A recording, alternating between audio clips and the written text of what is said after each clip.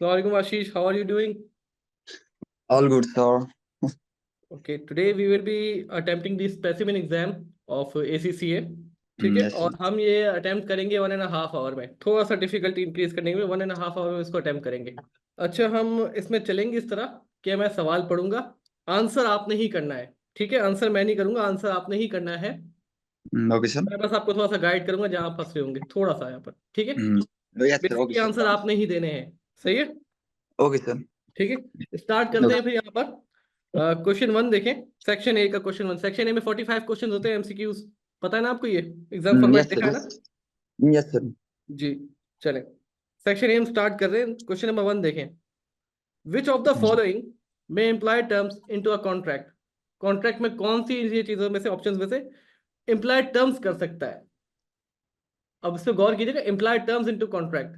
Options देखें, statute, B third parties, या C parties to the contract. Yes, sir. हाँ, कौन सा हो सकता है इसमें जो इम्प्लाई कर सकता है terms? Imply, yes, sir. Contract का मुझे लग रहा है सर, इसका थर्ड पार्टीज मुझे लग रहा है सर, ये स्टैट्यू होगा सर, ऑप्शन ए होगा। स्टैच्यू क्यों होगा? क्योंकि सर लाइक ये कोर्ट को डिसाइड करना होता है ना, लाइक वो लोग ये इम्प्लाई करते हैं कि लाइक यस, आपका ऑप्शन सही है, लाइक लेकिन लाइक इसमें इसमें ये बेहतर है कि स्टैच्यू ऐसा सही आंसर है। यस ठीक है, सर। जो टर्म्स इम्प्लाई होती हैं वो किसके बेसिस पे होती है? लॉ के बेसिस पे, और लॉ क्या है यहाँ पे? स्टैच्यू है। Yes sir. ठीक है, question yes number sir. Two पे आए, ये आपने सही स्कोर किया है इसको। टू पे आए, स्क्रीन क्लियर नजर आ रही है आपको? Yes sir. Yes sir, totally clear sir. Yes sir. Two देखें, there are a number of ways in which investors can take an interest in a company, and such different interests have different rights attached to them. सही, multiple तरीके से investor जो है company में interest ले सकते हैं, और हर एक यस इंटरेस्ट के साथ डिफरेंट राइट्स जो है वो अटैच होते हैं। ठीक है, अब आपसे ये पूछ रहा है, which of the following normally participates in a surplus capital. Surplus capital जब हो जाता है तो कौन सा जो है इसमें से पार्टिसिपेट कर सकता है? Preference shares, ordinary shares, debentures secured bye a fixed charge, debentures secured by floating charge. इसमें से किसको राइट होता है सरप्लस कैपिटल में वो करने का, पार्टिसिपेट करने का?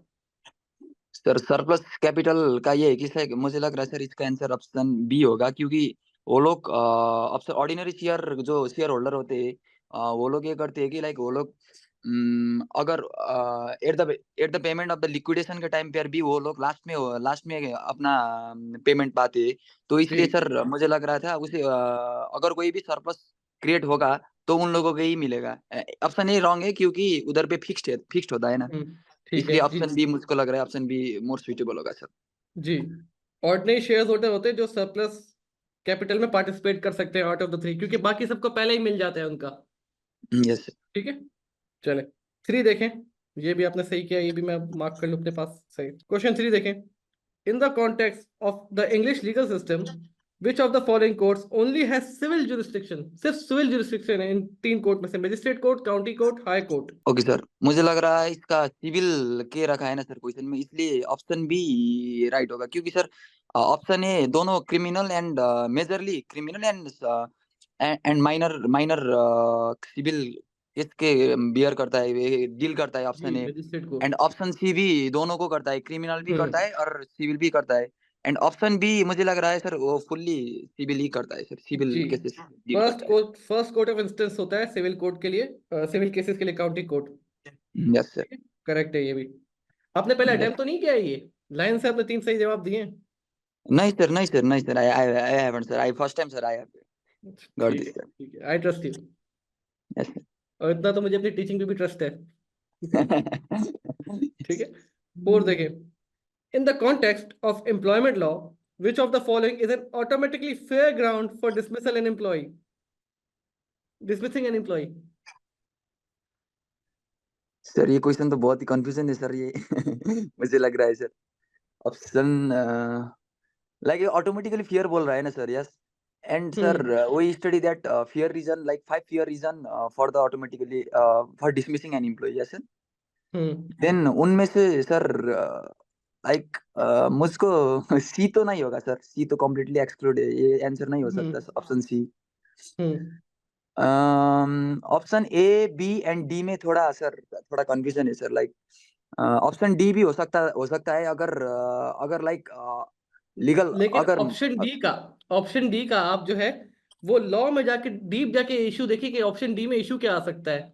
अगर लीगली आप कोई चीज प्रैक्टिस नहीं कर पा रहे तो वो क्या क्रिमिनल केसेस में आ रहा है या फिर सिविल केसेस में आ रहा है। यस सर, लाइक लाइक एक एम्प्लॉय के पास ड्राइविंग लाइसेंस ही नहीं है तो वो कैसे कर सकता है सर, इसलिए उसको ऑप्शन डी भी मुझे लग रहा है आंसर होगा, एंड ऑप्शन बी भी लग रहा है सर, रिडंडेंसी होता है तो तब भी तो फियर होता है ना सर, लाइक ये तो ऑटोमेटिकली फियर एंड रिडंडेंसी में फियर पे ऑटोमेटिकली कंफ्यूजन है डिसमिस सर। हो जाता है एम्प्लॉय कि उसको टाइम पीरियड दिया जाता है।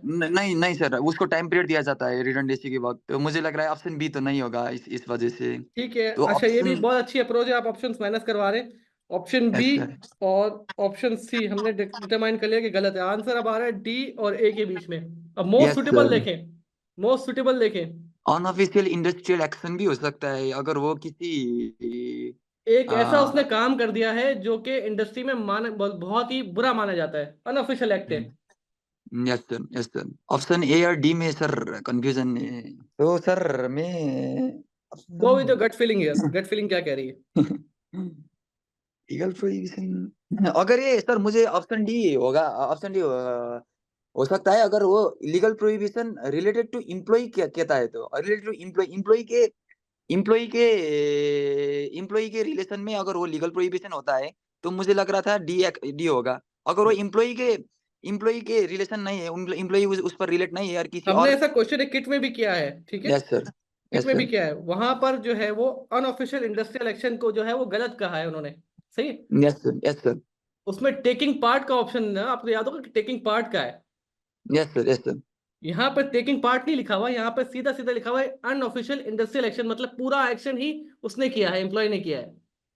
Yes sir, yes sir, yes sir, तो इसलिए थोड़ा सा वर्डिंग ही चेंज कर देता है हाँ सर। हाँ, तो थोड़ा सा वर्डिंग की मीन मैं आपको एक हिंट दे रहा हूँ कि थोड़ा सा वर्डिंग जो है आपका पूरा आंसर चेंज कर देता है। यस सर, यस सर, तो सर मुझे मेरे गॉड सर ये कह रहा है सर, ऑप्शन ए होगा सर, ऑप्शन डी मुझको मुझको रॉन्ग लग रहा है क्योंकि वो रिलेटेड टू एम्प्लॉय होता है, तो सर मुझे लग रहा है ऑप्शन डी भी हो सकता है, तो मैं इस वजह से ऑप्शन ए को सही मान रहा हूँ सर, लाइक। ठीक है, ऑप्शन ए वैसे बिल्कुल सही है, आप थोड़ा सा गलत ट्रैक पे चढ़ गए थे। देखिए यहाँ पर इसकी पॉसिबिलिटी है ना, लीगल प्रोहिबिशन किस चीज की, कंपनी की है या एम्प्लॉय की, यहाँ पे क्लियर नहीं आ रहा। Yes sir, yes sir, I got this is more falling in the scope of civil, civil issue में ज्यादा फॉल कर रहा है ये, सिर्फ छोटी सी बात की है ना ये सिविल इशू में ज्यादा दैट, जा रहा है। Yes sir. ठीक है, तो सर यही मैं सर चीज आपको उसको, एक्सप्लेन करना चाह रहा था कि किट के सवाल और ये एग्जाम के सवाल में थोड़ा सा भी कभी कभार जो फर्क आता है ना, लफ्जों पे गौर करना है आपने कि क्या रहा यस है। सर, अब टेकिंग पार्ट यहाँ पे लिखा होता है, टेकिंग पार्ट मतलब कितना पार्ट है। हो सकता है उसका थोड़ा सा पार्ट हो या मेजर पार्ट हो, यहाँ पर जो लिखा हुआ बिल्कुल क्लियर लिखा हुआ है कि उसने एक अनऑफिशियल एक्ट कर दिया है। Yes sir, clear statement sir, clear yes sir. Statement है ये, तो ये लफ्जों में खेलना ना एग्जामिनर को अच्छी तरीके से आता है, इसको बस आपने पकड़ना है तो आप अच्छा स्कोर उस पर कर सकते हैं। ओके सर, एम आई ठीक है, right sir in this question then? A है इसका answer. Yes sir, okay sir. ठीक है, आगे बढ़ते हैं। ये क्वेश्चन तो मैंने आपको पहले भी भेजा था सर, ऐसे ऐसे ही वाला। लेकिन उसमें आंसर थोड़े से अलग थे, उसमें केसेस थोड़े यस से सर, चेंज उधर थे। पे सर ऑप्शन का वर्डिंग भी अलग था सर, इसलिए सर। अच्छा, 5 पे है। Which of the following business form does the use of abbreviation limited after the name of a business indicate. नाम के आगे लिमिटेड लगाने तो क्या होता है बेटा वो, बहुत मुझे सर आसान है ये। ये तो डायरेक्टली है सर, ये तो फ्री का मार्क्स है sir, option C sir, option C होगा सर मुझे। ऑप्शन सी बिल्कुल फ्री के मार्क्स ऐसे भी मिलते हैं। Yes sir. ठीक है, इस पे तो डिस्कस करने की जरूरत ही नहीं है। यस सर, ऑप्शन 6 पे है, क्वेश्चन 6 पे। Jess has been continuously employed for 6 years, 6 year से कंटिन्यूसली एम्प्लॉयड है। Which of the yes sir, following state the minimum period of notice she is entitled to. Yes sir, ये भी sir, ये भी directly है sir, like आपने पढ़ाया था सर, लाइक अगर 1 मंथ एंड 2 ईयर के बीच में होता है तो उसका 1 वीक का नोटिस देना पड़ेगा, एंड 2 वीक से 2 वीक के बीच होता है तो उसको जितना जितना ईयर कंप्लीट है उतना ही वीक का हमको नोटिस देना पड़ेगा सर, तो इसलिए यहाँ सर पे उसने इसका 6 ईयर्स मस्ट कंप्लीट सुटेबल। किए हैं तो यस 6 सर, तो ईयर। ऑप्शन बी होगा सर। ओके, ठीक है, अब तक तो स्कोर आपका अच्छा जा रहा है। ठीक है, 7 पे आए। Which of the following is indicated by the abbreviation limited at the end of the company's name. सही। अच्छा, the shares are not transferable, the shares may not be offered to the public, the shares are freely transferable on the stock exchange. जिन company के नाम के आगे limited आता है उसकी क्या खुसूसियात होती है, इसकी क्या स्पेसिफिकेशन होती है, इन तीनों में से वो पूछ रहा है आपसे, ए बी एंड सी में से। ओके सर ऑप्शन बी तो नहीं होगा सर, क्योंकि लाइक लिमिटेड में तो नहीं, तो लिमिटेड में वो लोग शेयर ट्रांसफर कर सकते हैं सर। तो ऑप्शन ए तो नहीं है, ऑप्शन ए तो सारा सर गलत है सर। तो hmm. Option B and C में sir, option B, option A sir, option A is option C क्यों रॉन्ग। नहीं? नहीं नहीं, मुझे लग रहा है सर ऑप्शन ए तो डायरेक्टली रॉन्ग है, एंड ऑप्शन बी और सी में सर मैं देख रहा हूँ sir, this year may not be offer to the public. ये भी है सर, ये प्राइवेट, जब जब कोई भी प्राइवेट लिमिटेड है तो वो अपनी पब्लिक को शेयर ऑफर तो नहीं कर सकती, लाइक पब्लिक, वो तो पब्लिक होना चाहिए था, पब्लिक, पब्लिक सोचो लिमिटेड उसमें, सोचो भाई, कंपनी सोचो होना क्या चाहिए कह रहे था। हो, सोचो। सोचो, थोड़ा सा ट्रिकी सवाल है, ये है एक नंबर का, लेकिन थोड़ा सा ट्रिकी है। फोकस करो दिस उस पर। ईयर में this year may not be offer to the public. अच्छा चलो इस तरह आओ, ए पे देखो क्या कह रहा है आपसे। ऑप्शन को दोबारा पढ़ो वापस। Yes sir, indicate by the abbreviation LTD eight the end of the company's name. Like किसी कंपनी को अगर या अपने कंपनी के नेम के एंड में अगर एलटीडी लगाना है, तो उसको क्या क्या क्या इंडिकेट करना पड़ता है सर, वो क्या इंडिकेट करता है, वो बोल रहा है ना सर जी। क्वेश्चन। तो सर ऑप्शन ए तो डायरेक्टली रॉन्ग है। ऑप्शन बी, बी राइट है सर, बी तो राइट है सर, क्योंकि लाइक अगर कोई भी प्राइवेट लिमिटेड हो तो सर वो लोग पब्लिक को तो ऑफर नहीं कर सकते ना शेयर।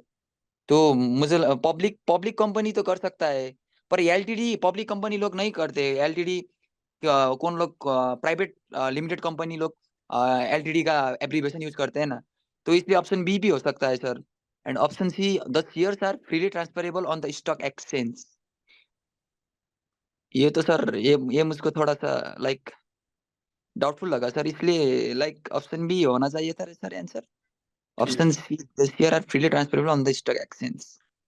क्या प्राइवेट लिमिटेड कंपनी के शेयर्स यस स्टॉक एक्सचेंज पे सर, लिस्ट होते हैं? नहीं नहीं सर, नहीं सर, नहीं सर। डिस्कशन खत्म हो गया ना। Yes sir. ठीक है, बी। यहाँ पे मैं आपको भाई यहाँ पे मार्क्स रिडक्ट करूंगा, आपने बहुत टाइम लगाया है इसमें। ओके सर, ओके सर, ठीक है, ये बहुत सिंपल सा क्वेश्चन था, आपसे अब मार्क्स रिडक्ट होंगे इस पे। ओके सही। Sir, okay sir. Okay. Eight देखें। Section 122 Insolvency Act 1986 specifically provides a distinct ground for applying to have a company wound up on the ground that it is just and equitable to do so. Which of the following parties may petition to have a company compulsory wound up under that provision? See, company को wound up करवाना है, सही है, इस basis पे कि ये करना फेयर है, इक्विटेबल है, सही। तो ये पिटिशन कौन कर सकता है?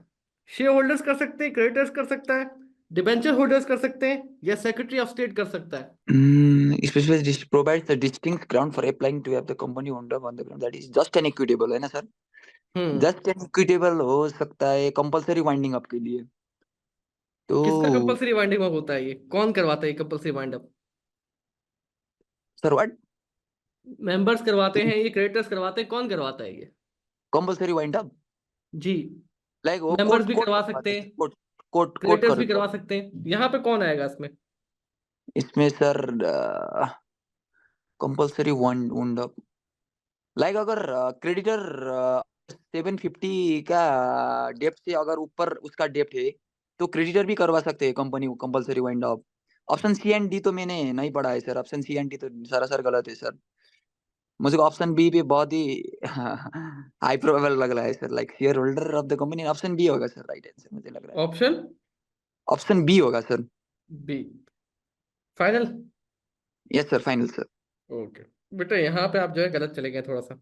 ठीक है, यहाँ पे आपका ये आंसर रॉन्ग है यहाँ पर। Okay sir, okay sir. इसका ये आंसर होगा बेटा आपका ए होगा। ए क्यों ए होगा होगा। देखें। इन केस ऑफ इंसॉल्वेंसी, कि कंपनी जो है इंसॉल्वेंट हो गई है, सही, इंसॉल्वेंट हो गई है। अब आपको पता है कि आपको अपना पूरा पैसा नहीं मिलेगा, तो यस उस सर। बेसिस पे क्रेडिटर्स जो है मैक्सिमम रिकवरी के लिए कंपलसरी वाइंड अप करवा सकते हैं क्रेडिटर्स, उस केसेस में जब इंसॉल्वेंसी का केस हो, जब आपको पता हो कि कंपनी अपना पूरा जो है पैसा वापस नहीं कर पाएंगी। ठीक है, ये रीजन यहाँ पे दिया हुआ है, it is just an equitable to do so, कि मतलब जब उसके मेंबर्स से ये समझें कि यार अब बहुत हो गया, एक डेडलॉक पे आ गए, कंपनी की प्रोग्रेस अच्छी नहीं है, सही, कंपनी परफॉर्म नहीं कर पा रही है, तो अब जब तक हम सॉल्वेंट हैं, जब तक कंपनी चल रही है, परफॉर्मेंस अच्छी नहीं आ रही लेकिन चल रही है, अभी अगर इसको हम वाइंड अप कर दें तो शेयर होल्डर्स का क्या है, पूरा पैसा उनको मिल जाएगा वापस, ऐसा ही है। Yes sir, yes sir. इस तरीके से भी सोचना है कि शेयर होल्डर्स को उनका पूरा पैसा कब मिलता है इंसॉल्वेंसी के केस में, या जब शेयर होल्डर्स खुद ही यार नॉन परफॉर्मेंस की बेसिस पे वो रेकमेंड कर दें कि कंपनी को वाइंड अप कर दें। इसके यस सर। कुछ रीजन ये होते हैं कि जैसे कंपनी अपने पर्पस से, कंपनी का जो एक एक्चुअल पर्पस है जिसकी वजह से वो बनी थी, उससे वो दूर हटती जा रही हो। फिर मैनेजमेंट फैसले नहीं पा रही है, डेडलॉक आ जाए कि यार मैनेजमेंट को करना क्या है, किस अप्रोच को फॉलो करना है, उसको मैनेजमेंट पूरा नहीं कर पा रही हो। ठीक है। परफॉर्मेंस बिल्कुल स्टैग्नेंट हो, ना बढ़ रही हो बल्कि नेगेटिवली पुअर की तरफ जाती जा रही हो। इंसॉल्वेंसी की तरफ नहीं हो लेकिन फिर भी पुअर होती जा रही हो। तब मेंबर्स ये कहते हैं कि यार यस सर। अब ये जस्ट इक्विटेबल है कि यार फेयर बात है कि कंपनी अब संभल नहीं रही है, नेगेटिव की तरफ जा रही है, तो इससे पहले मजीद नेगेटिव में जाए, इसको वाइंड अप कर देना चाहिए। तो ये पिटिशन यस। करते हैं शेयर होल्डर्स। ठीक है। Okay sir. Okay sir. Okay sir. यहाँ पे आपका तो था। फर्स्ट इक्विटेबल हो तो सर शेयर होल्डर करेंगे ना? Yes sir. बिल्कुल जस्ट बिल्कुल हिंट दी हुई होती क्वेश्चन में, आपने हिंट पकड़नी है। Yes sir. Yes sir. ठीक है, 9 देखें। Mo has a significant holding in the shares of Nova Limited. He wishes to use his shareholding to remove Owen from the board of directors, but is not sure how to do so. ये भी बहुत clear सवाल है वैसे, पढ़ चुके हैं, मुझे याद पड़ता है पहले कर चुके हैं ऐसा सवाल। Which of the following must be used to remove a director from office? Director को ऑफिस से हटाने के लिए क्या करना पड़ता है? एक ordinary resolution with special notice, a special resolution, a written resolution, क्या करना है भाई? ये तो सर डायरेक्टली आंसर है सर इसका ऑप्शन। डायरेक्टर को रिमूव करना है तो सर ऑर्डिनरी रिजोल्यूशन भी पास करना पड़ता है और उसको स्पेशल नोटिस भी देना पड़ता है सर। मुझे लग रहा है स्पेशल ऑप्शन बी नोटिस क्यों होगा। देना पड़ता है, क्या रीजन होता है स्पेशल नोटिस देना पड़ता है?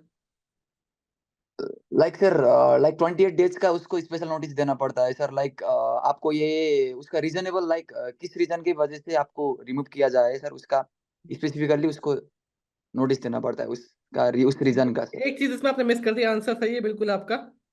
Yes sir. एक चीज आपने मिस कर दी कि डायरेक्टर को स्पीक करने का, डायरेक्टर को अपना पार्ट बोलने का यस भी सर। चांस दिया जाता है, इसलिए उसको स्पेशल नोटिस दिया जाता था 28 डेज पहले कि आप भी यस अपना सर। पार्ट सुनाएं, अपनी साइड सुनाएं। ठीक है। Yes sir. आंसर सही यस था, लेकिन एक बहुत मेजर आपने चीज मिस की है यहाँ पर, इसको याद रखो, ये पॉइंट याद रखो। सर। Okay sir. आगे बढ़े 10 पे आए। A written ordinary resolution requires the approval of which of the following? More than 50% of the total voting rights of eligible members, more than 50% of the total voting rights of members actually voting, anonymous approval of those entitled to vote। क्या चाहिए होता है भाई ordinary resolution के लिए? Option option ये चाहिए sir, eligible member होना चाहिए और 50% से ज्यादा होना चाहिए सर। बिल्कुल बिल्कुल भाई, करेक्ट है, इसमें तो कोई आर्ग्यूमेंट है ही नहीं। 11 पे आए। Employment law is a mixture of common law and statutory provisions. Which of the following is purely based on statue law? Purely based on statue law, सिर्फ स्टैच्यू लॉ का पार्ट है, एम्प्लॉयमेंट लॉ के scope से थोड़ा सा ऊपर आता है, मेन लॉ का पार्ट है, मेन स्टैच्यू का पार्ट है। ऑप्शंस देखें। समरी डिसमिसल, अनफेयर डिसमिसल, सी रॉन्गफुल डिसमिसल। तो सर ये सर स्टैच्यू स्टैच्यू लॉ बोल रहा है ना sir? Option A and C तो सर दोनों dismissal, wrongful dismissal and summary dismissal तो हमको हम कॉमन लॉ बोलते हैं ना सर उनको तो सर। ऑप्शन ए एंड सी को, इसलिए ऑप्शन बी होगा सर। भी अनफेयर होगा हाँ, डिसमिसल। प्योर स्टैच्यू में आ जाता है ये। सही है, यस सर। प्योर स्टैच्यू में। ए और सी तो उसमें देखना पड़ता है कि रीजंस क्या थे, क्या हुआ, फेयर ग्राउंड उससे नहीं थे, तो ये एम्प्लॉयमेंट लॉ के स्कोप में ज्यादा आते हैं। अनफेयर अगर यस आपने डिसमिसल दिया है तो उसमें अनफेयर डिसमिसल है, वो तो सीधा सीधा स्टैच्यू का पार्ट है। बिल्कुल सही है यहाँ पर। ठीक है। Yes sir. 12 Joe's contract of employment states that she is employed in Glasgow when her employer tells her that she has to work in London, some 500 miles away.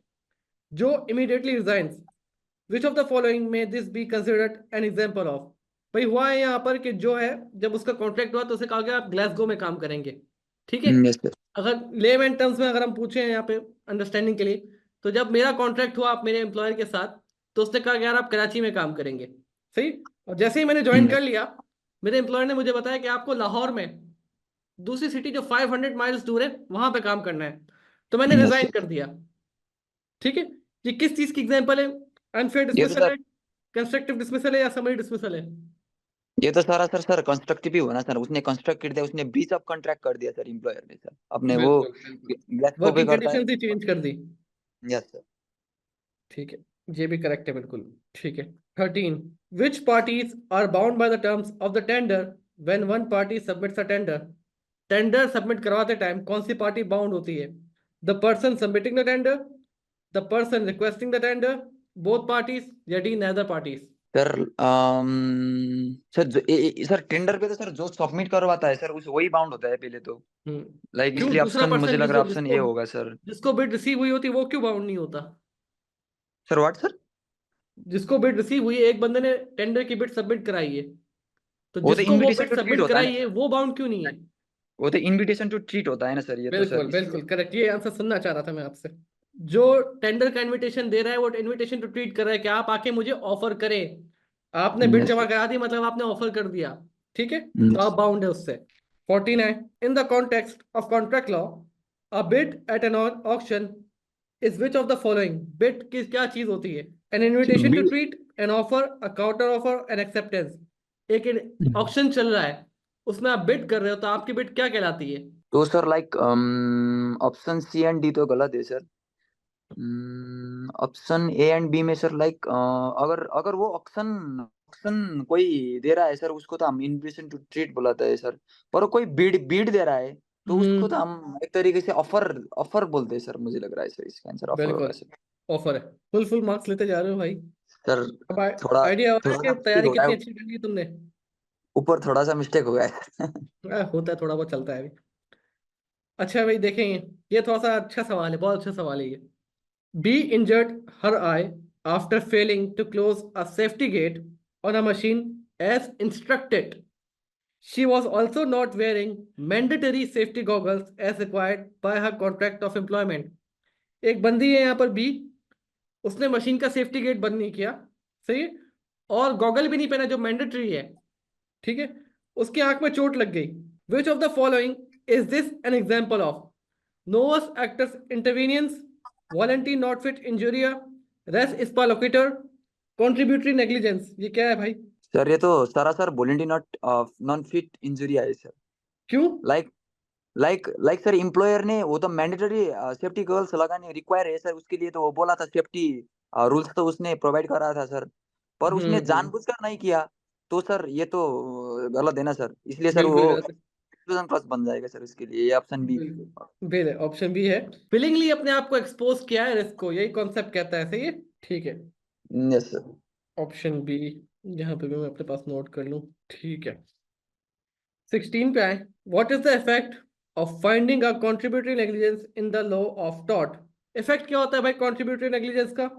It remove the requirement to pay damages, it reverses the payment of damages, it decreases the level of damages. Damages कम कर देता है, damages की payment reverse कर देता है, या damages की पे करने की रिक्वायरमेंट ही खत्म कर देता है, क्या होता है? सर ये तो कंट्रीब्यूटरी एक पार्शियल डिफेंस बन जाता है सर इसलिए सर ये लेवल ऑफ डैमेज को डिक्रीज करता है सर ऑप्शन सी होगा सर। एग्जैक्टली एग्जैक्टली एग्जैक्टली भाई, शाबाश है, वेरी गुड। चले, आगे हैं भाई। यहाँ पे मैं आपके पास आगे note करूँ। चले, 17 देखें।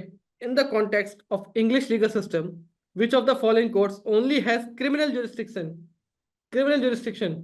ऑप्शन क्रिमिनल तो सर ऑप्शन बी है सर। क्राउन कोर्ट ही है ना सर ऑप्शन क्रिमिनल को तो क्रिमिनल केस को तो ऑप्शन ओनली क्रिमिनल केस तो ऑप्शन बी होगा सर। मजिस्ट्रेट कोर्ट भी तो देखती है। मजिस्ट्रेट कोर्ट तो क्रिमिनल भी देखती है सर वो सम सिविल भी देखती है ना सर। इसलिए क्या सर देखती उस है? उधर पे पोजीशन सिविल सिविल केस। कौन से सिविल केस देखती है मजिस्ट्रेट कोर्ट? वो माइनर सर माइनर सा देखता है सर वो। बिल्कुल बिल्कुल, चले, शाबाश है भाई, वेरी गुड। बीवी आपका सही है यहाँ पे भी। ठीक है, अच्छा भाई 18 पे आए। Imran claims that Zach owes him £1,000 as a result of a breach of contract. In which court will Imran start his action against Zach? Imran claim कर रहा है कि अभी £1,000 का मेरा बनता है क्लेम जैक के ऊपर, क्योंकि उसने कॉन्ट्रैक्ट ब्रीच किया है। तो कौन से कोर्ट में जाएंगे वो? The magistrate court, the county court, the high court? Sir ये तो बिटवीन इंडिविजुअल्स के इंडिविजुअल दोनों इंडिविजुअल्स है सर। इसलिए hmm. Sir like option B treat करता है सर इसको ऑप्शन बी होगा county sir. Court first instance of court है सिविल केसेस के लिए, बिल्कुल। Yes sir. ठीक है, चले। In the context of case law, which of the following applies to an obiter dictum? Obiter dictum statements होती हैं, याद है? Yes sir yes sir. क्या होती हैं ये? ऑब्जेक्टिव डिक्टम सर एक लाइक स्टेटमेंट होती है सर पर ये लीगली बाइंड नहीं होती सर ये परसुएसिव होता है सर लाइक। हाँ बिल्कुल, इसमें ऑप्शन कौन सा है? It is binding on all future courts, it is binding on all lower courts, it is not binding on any courts, it is not binding outside the court it was issued in. Sir ये objective dictum sir ये किसी को भी bind नहीं होता sir ये persuasive होता है सर मेनली। तो इसलिए ऑप्शन सी राइट होगा सर। बिल्कुल। कुछ आसान से सवाल भी आ जाते हैं इसमें। Yes sir. ठीक है। नहीं तो सर ये तो बहुत तभी ट्रिकी होता तो सर। देखिए एग्जाम का लेवल जो है, ये स्पेसिमेन एग्जाम दिया, एग्जाम का लेवल से थोड़ा सा बस हायर होगा, आप समझ लें। कुछ सवाल होंगे कि बहुत ज्यादा टेक्निकल होंगे, कुछ सवाल, मेजोरिटी सवाल जो है इससे थोड़े से बस मुश्किल होंगे, कुछ इसमें फ्रीबीज भी आ जाते हैं, जैसे ये सवाल था अभी। ठीक है। Yes sir. Contributory negligence arises as a result of the fault of which of the following? The claimant, the respondent, or third party? Sir ये तो सर क्लेमेंट है सर, लाइक क्लेमेंट का कोई कुछ गलती होता है सर, उसमें पार्शियली कोई गलत होता है, वो गलत होता है, इसलिए सर मुझे इसका आंसर ए लग रहा है sir, Clement sir. Contributory negligence में क्या होता है कि क्लेमेंट ने की कुछ ऐसी हरकत कर दी होती है जो उसको फर्दर डैमेज में कंट्रीब्यूट कर देती है। ठीक है। Yes sir.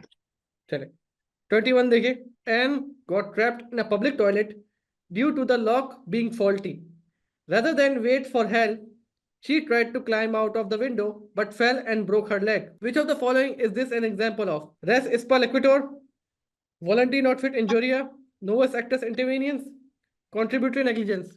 सर ये तो सर एक एग्जांपल था ना सर, आपने पढ़ाया था ना एक एग्जांपल, लाइक कंट्रीब्यूटरी नेग्लिजेंस का सर, आपने एक एग्जांपल एग्जांपल करवाया था, सेम टू सेम उसका ही सिनेरियो सर, इसलिए जी सर मैं तो उसमें इसका वो आंसर। छत पे चढ़ गया था। यस सर, वो उसका पार्शियली उसका भी गलत था ना, वो तो नहीं करना था उसको। छत पे चढ़ तो गया था, इसलिए सीढ़ी गिर गई तो वो खुद छलांग मार के सीढ़ी उठा रहा था बंदा। यस सर, इसका टांगे टूट आंसर गई थी जी, कॉन्ट्रीब्यूटरी नेग्लिजेंस है ये। और ये यस वाकई में सर। ऐसा हो भी चुका है। ओ यस सर, हाँ यस सर। ऐसा मेरे ऑफिस में भी हुआ था, स्टोर में एक बंदा चढ़ गया था वो स्टॉक काउंटिंग के दौरान। अब वहां से यस। वापस जहां से वो चढ़ा था वो स्टेयर कोई और बंदा उठा के ले गया, क्योंकि वो बहुत बड़ा वेयर हाउस था। और वो स्टेयर जिससे चढ़ा था लैडर के थ्रू, वो लैडर कोई और बंदा यूज के लिए लेके चला गया था। तो अब इंस्टेड के वो बंदा लैडर का वेट करता, उसने थोड़ी सी अपनी ओवर एफिशिएंसी दिखाई वहां से, हालांकि इतना बड़ा नहीं था वो गैप, लेकिन छलांग मारा, उसके यस। एंकल में चोट आ गई थी, बहुत जोरदार चोट आई थी। यस। लेकिन फिर भी ऑफिस ने कवर किए थे उसके मेडिकल एक्सपेंसेस। चले। Full full full full cover किए थे सर, हाँ वो छोटी कि सी बस। पार्शियली किए थे सर। नहीं नहीं फुल कवर कर लिया, चोट इतनी बड़ी चोट नहीं लगी थी उसको, लेकिन अच्छी खासी चोट लगी थी, 2-3 दिन वो लंगड़ा के चल रहा था बंदा। Okay sir. 22 में है। अच्छा भाई ये भी सही है, ये भी सही। 22 देखें। The law treats employees differently from the self-employed and has established a number of tests to distinguish between the two categories. सही। लॉ ट्रीट करता है एम्प्लॉयड को, सेल्फ एम्प्लॉयड को अलग अलग, सही है, और उसके लिए मल्टीपल टेस्ट स्टैब्लिश हुए हैं। Which of the following is not a test for establishing an employment relationship? The subordinate test, the control test, integration test, the economic reality test. कौन सा इसमें से टेस्ट नहीं है? ये तो सर डायरेक्टली सर इसका आंसर तो ऑप्शन ए होगा, क्योंकि बी सी एंड डी तो सर हमने पढ़ा था, ये टेस्ट डिटरमाइन करता है अगर वो अच्छा सेल्फ कंट्रोल टेस्ट एम्प्लॉयड है क्या कि होता है? एम्प्लॉयड। ये क्या होता सर है भाई? व्हाट? कंट्रोल टेस्ट होता क्या है? कंट्रोल टेस्ट ये होता है कि लाइक अगर किसकी कंट्रोल में कौन है सर, ये बताता है sir control test. Like employer के कंट्रोल में अगर एम्प्लॉय है तो सर उस उधर पे हम लोग डिफरेंशिएट कर सकते हैं कि ये कंट्रोल उसको कर रहा है, इसलिए वो एम्प्लॉयर है, और ये कंट्रोल में है सर, इसलिए सर वो एम्प्लॉई है सर, इस तरीके से कंट्रोल हम को किस तरह डिटरमाइन करते हो? कंट्रोल क्या मतलब, काम कौन असाइन कर रहा है, ये कंट्रोल होता है। Yes yes sir. ठीक है। इंटीग्रेशन टेस्ट ये क्या होता है? इंटीग्रेशन टेस्ट सर ये एक बहुत इम्पोर्टेंट पार्ट होता है सर, लाइक अगर अगर इसके बिना अगर कोई भी ऑर्गेनाइजेशन रन नहीं हो सकता, तो हम उसको क्या हम इम्प्लॉय ट्रीट करते हैं। इंटीग्रेशन एक मेन इंपॉर्टेंट मेजर पार्ट होता है सर। कितनी इंपॉर्टेंस है बेसिकली उस एम्प्लॉय की, ऐसा है। बिल्कुल उस ठीक। उस इम्पो, उस इम्प्लॉय का बिना वो कंपनी रन ही नहीं हो सकता सर, लाइक ठीक वो है। कंपनी बंद करनी पड़ती है सर, ये बहुत ही इंपॉर्टेंट होता है सर ये। ये साथ साथ छोटा सा क्विज भी ले लिया आपका मैंने, चलो। इसका वैसे आंसर यही है, सबऑर्डिनेट टेस्ट, ये कोई टेस्ट नहीं होता। Yes sir. ठीक है। चलो 23 पे आए। Breach of which of the following terms does not allow the possibility of the aggrieved party termination the contract, terminating the contract? Condition, warranty, in nominate term. Yes sir, ये तो मैंने आपको भी पूछा था सर एक बार, लाइक ऐसे ही question कुछ था सर। सर हम जब वारंटी वारंटी होता है तो सर उधर पे हम ओनली रेमेडी, उसका रेमेडी सिर्फ डैमेजेस क्लेम करना पड़ता है सर, वो रिपीटेड द कॉन्ट्रैक्ट, वो कॉन्ट्रैक्ट को टर्मिनेट नहीं कर सकते सर, इसलिए ठीक सर है। ऑप्शन होगा सर, मुझे लग रहा है। तो टर्मिनेटिंग द कॉन्ट्रैक्ट, चलो वारंटी से आप कह रहे हैं कि टर्मिनेट नहीं होता कॉन्ट्रैक्ट। इननॉमिनेट टर्म से वारंटी हो जाता है क्या? इनोमिनेट टर्म अगर सर वो माइनर और मेजर देखे जाता है ना सर उस पे। अगर वो माइनर होता है तो सर उधर उस वक्त पर हम उसको कंडीशन बोलते हैं सर, इसलिए सर उस उधर पे हम कॉन्ट्रैक्ट रिपीटेड कर सकते हैं सर, कॉन्ट्रैक्ट क्या कर सकते हैं? टर्मिनेट कर सकते हैं सर। अगर उधर पे माइनर सॉरी मेजर होता है तो वो एक तरीके से तो अगर मेजर ट्रिबल होता है, होता मेजर तो कंडीशन होती है, इननॉमिनेट टर्म्स होती क्या है? है, इनोमिनेट टर्म्स नाइदर कंडीशन होता है सर, नाइदर वारंटी होता है सर। हम्म। वो कुछ भी नहीं होता, वो बहुत फर्क होता है सर, इसलिए उसका कंडीशन देखा जाता है सर। अगर वो बेटा यहाँ पे नंबर काटूंगा आपके, इस चीज को आप रिवाइज करो। देखो होता क्या, कंडीशन जो है मेन टर्म्स होती है कॉन्ट्रैक्ट की, अगर वो यस ब्रीच हो रही है तो आप यस कॉन्ट्रैक्ट सर, टर्मिनेट कर सकते हैं।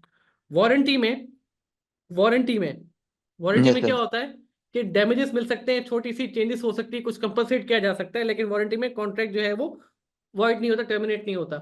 इन नॉमिनेट टर्म्स तो इंपॉर्टेंट होती ही नहीं है, तो उसको भले आप ब्रीच भी कर लो तो वो मसला है ही नहीं कोई। यस सर, यस ठीक है, इसको रिवाइज करो। यहाँ पे थोड़ा सा बहुत ज्यादा टाइम लिया है आपने इसमें। सर। यहाँ पे ओके सर, मार्क्स आपके कट कर रहा हूँ भाई, इसका आंसर वैसे वारंटी है, लेकिन यहाँ पे यस नंबर आपके कट होंगे भाई। Okay sir, okay sir, okay sir. ठीक है, इसको रिवाइज करो, ये क्लैरिटी ले लो, हर चीज को क्लियर होके जाओ। आपको करना क्या है, आपसे मंडे को एग्जाम है ना आपका, यस सर, मंडे सर। बीच में बस आपने थोड़ा सा थ्योरी रिवीजन करना है, अब क्वेश्चंस लेके मत बैठना। आपने बहुत, मेरे ख्याल से कोई 1000 क्वेश्चंस कर लिए होंगे आपने। Okay sir, okay sir. ठीक है, 24 देखें। Which of the following in the context of entering into a contract constitute a binding offer to sell a unique item of furniture? सही है भाई, इसमें से कौन सा एक बाइंडिंग ऑफर बन सकता है? Offer to sell a unique item of furniture, furniture का आइटम है। A, placing an advert in a newspaper with price attached, placing it on a display inside a shop with a price attached, telling someone the price you may be willing to accept for it, telling someone you will reduce the marked price on it by 10%। Yes sir. क्या binding हो सकता तो है? Sir तो sir like ये binding बोल रहा है क्वेश्चन सर, इसलिए सर लाइक ऑप्शन डी तो एक क्लियर प्रिसाइज है ना सर, स्पेसिफिकली बोला है कि उधर पे लाइक आपका market price on it by 10% like reduce करता है सर। अगर ये लाइक कंडीशन उधर पे प्रिसाइज सर क्लियरली बोलता है तो सर हम इसको एक ऑफर कहलाता है सर, इसलिए सर ऑप्शन डी होगा मुझे लग रहा है। बिल्कुल इसको ऑप्शन डी होगा। बाइंडिंग होगा सर। यहाँ पे प्रॉपरली वो इंडिकेट कर रहा है कि वो बेचना चाहता है। ठीक है, और मार्केट प्राइस से भी 10% का डिस्काउंट दे रहा है, तो मतलब ये ऑफर कर रहा है आपको सेल करने के लिए। Yes sir. ठीक है, 25 देखें। Mark has received the agenda for the annual general meeting of रोवा limited, a company he has shares in. The agenda contains a number of resolutions to be proposed at the meeting, but being a new member, Mark is not certain as to what is exactly involved. In the context of company meetings, which of the following must be passed by a 75% majority to be effective? An ordinary sir resolution with special notice, a special resolution, a written resolution. क्या है भाई? 75% के ऊपर sir ये special resolution होता है sir, option B बिल्कुल, होगा। बिल्कुल क्लियर है इसमें। चले आगे बढ़े, 26 पे है। अच्छा, ऑलमोस्ट 1 आवर हमारा हो गया है। ठीक है, okay sir, okay sir. Section, sorry, half an hour हुआ है हमारा, 1 आवर नहीं, हाफ एन आवर हुआ है। ठीक है, section 122 insolvency act 1986 provides a number of distinct grounds for applying to have a company wound up on a compulsory basis. ठीक है भाई, which of the following is not a ground for the compulsory winding of a company under that provision? चले, ये provision दिए हुए हैं, इनमें से कौन सा एक कंपल्सरी वाइंडिंग अप का रीजन नहीं बनता? The company has not received a trading certificate within its first 12 months. The company has not started trading within the first 12 months. The company has suspended its business for 12 months. The company has altered its primary business within the first 12 months. इसमें से कौन सा ऐसा reason होता है जो compulsory wind up का reason नहीं बनता? Okay sir, option A B and C तो सर वैलिड पॉइंट लग रहा है सर, वैलिड पॉइंट ही है sir option A B and C तो, इसलिए सर मुझको लग रहा है सर ऑप्शन डी ये नहीं हो सकता सर, ऑप्शन डी होगा सर मुझे लग रहा डी होगा, बिल्कुल डी होगा।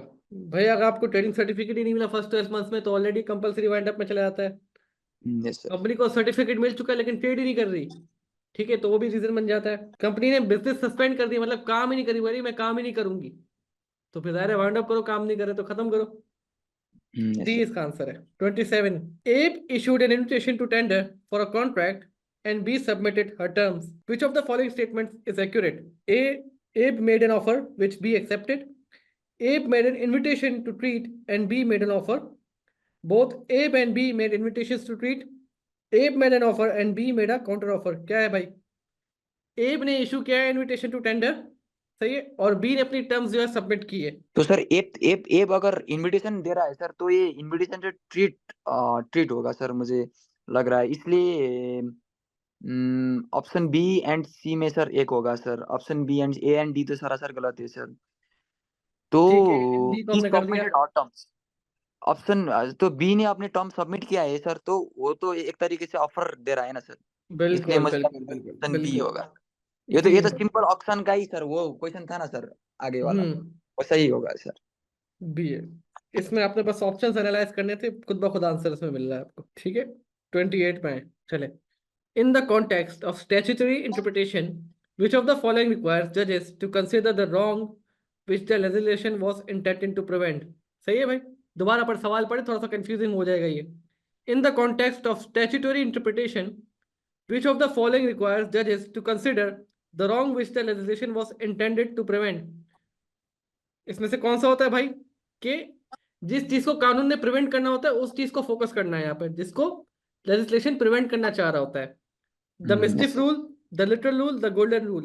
तो सर ये तो सर ये कानून लेजिस्लेशन की तरफ जा रहा है सर, तो एंड स्टैट्यूटरी इंटरप्रिटेशन है सर।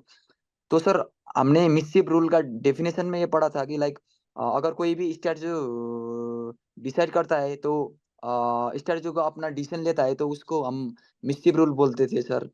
एंड ऑप्शन बी तो नहीं होगा, क्योंकि उधर पे डिक्शनरी, सिंपल एक डिक्शनरी का मीनिंग देखा जाता है। ऑप्शन बी तो नहीं होगा sir.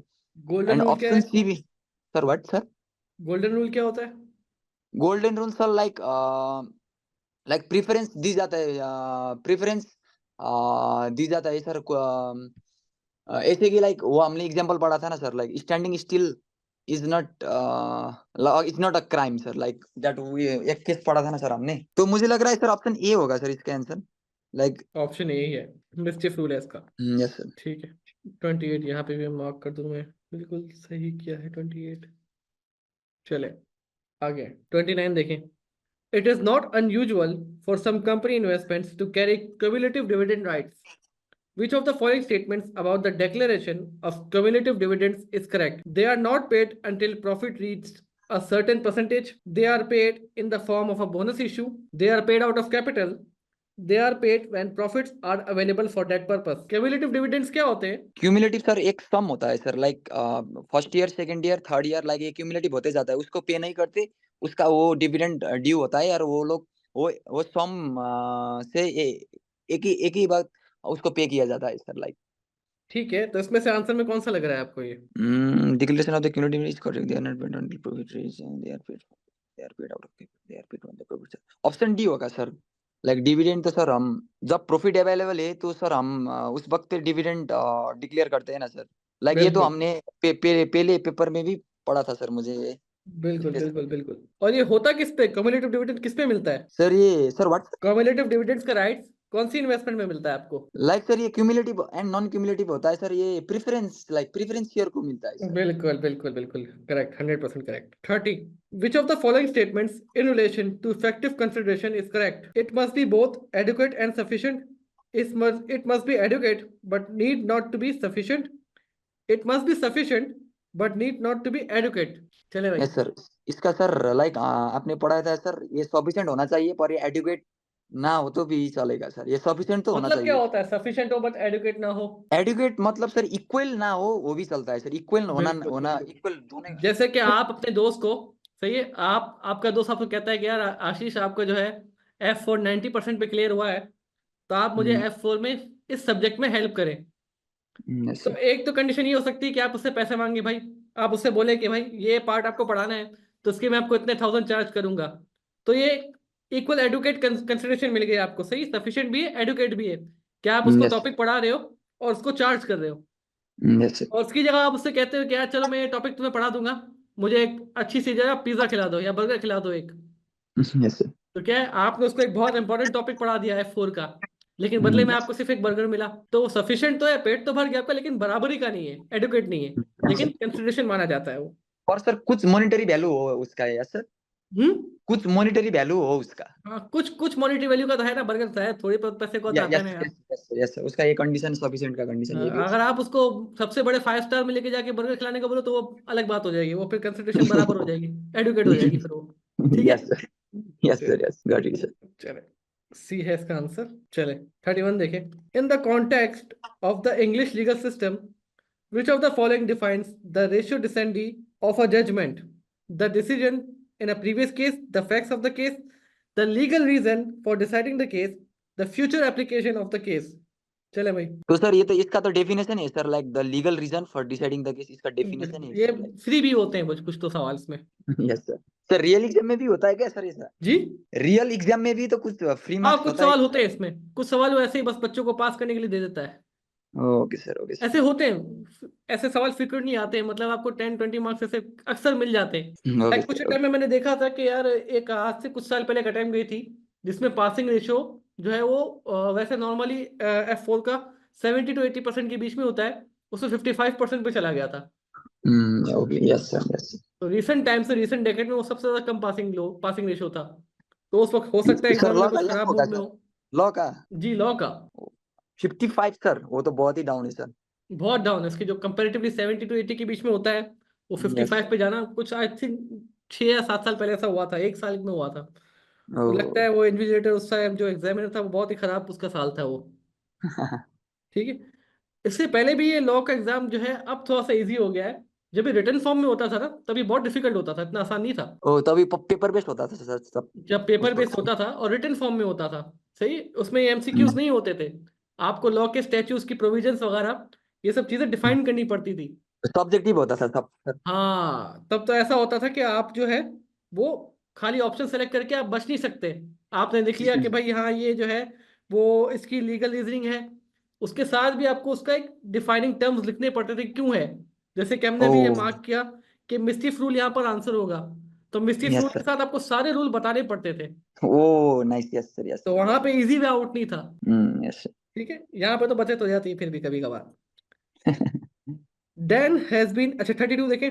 Dan has been accused of a criminal offense and is due to be tried soon. He denies responsibility, claiming that the prosecution has no evidence that he committed the offense. Offense in question, अच्छा, which of the following describes the standard of proof in a criminal case? भाई Dan यहाँ बंदा है जिस पे एक जुर्म करने का इल्जाम लगा है, और डैन कह रहा है कि ऑपोजिशन के पास, प्रोसिक्यूशन के पास कुछ सबूत ही नहीं है कि जो ऑफेंस वो बोल रहे हैं उसको प्रूफ कर सके। तो ये आपसे पूछ रहा है कि स्टैंडर्ड ऑफ प्रूफ क्या होना चाहिए क्रिमिनल केस में। A, on the balance of probability, on the balance of certainty, beyond reasonable doubt, या बियॉन्ड एविडेंट डाउट।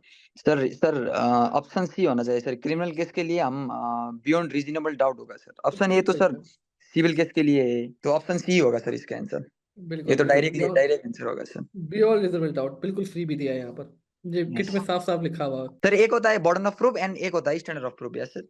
जी। Okay sir. 33 देखें। Which of the following statements relating to the limited liability partnership is correct?